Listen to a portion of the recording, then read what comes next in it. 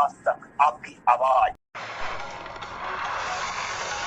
नमस्कार, आप देख रहे हैं इंडिया आज तक लाइव टीवी चैनल। मैं शिवांगी। चलते हैं आपके भारतीय जनता पार्टी के अध्यक्ष सतीश पूनिया की पत्रकार वार्ता।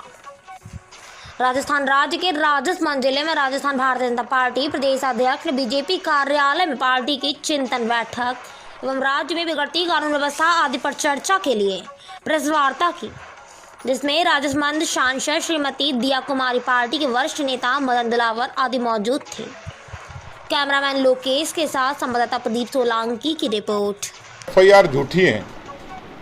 सरकार के जिम्मेवार व्यक्ति किसी परिवादी की दर्ज की गई एफआईआर को झूठी बताते हैं। देश में नेशनल क्राइम रिकॉर्ड ब्यूरो तो प्रमाणिक संस्था है, वो न बीजेपी की है न कांग्रेस की है। 28,000 मुकदमे रेप के दर्ज होते हैं, उसमें एक चौथाई हिस्सा 25% हिस्सा केवल राजस्थान के हिस्से में आता है, जिसमें 5,310 घटनाएं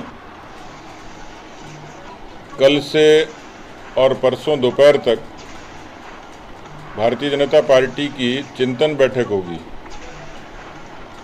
हमारे कामकाज में एक विशेषता है कि हम निरंतर अपने काम की समीक्षा करते हैं और आगे की भविष्य का रोड मैप तैयार करते हैं, एक्शन प्लान तैयार करते हैं, कार्य योजना तैयार करते हैं। और ये काम पार्टी के लिहाज से नया नहीं है। जब हम 3 सीटें होती थी जनसंघ में और 3% मत होता था, तब भी हम लोग अपने कामकाज की समीक्षा करते थे, संगठन के कामकाज की समीक्षा करते थे।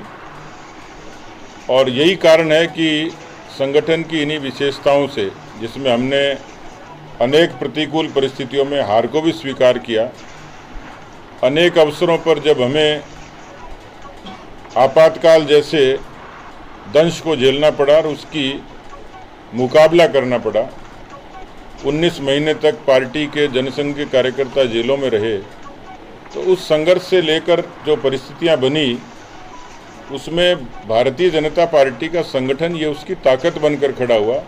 और उसी संगठन की रीति नीति और परंपरा का एक हिस्सा है पार्टी के विचारों का, पार्टी के कामकाज की समीक्षा और चिंतन।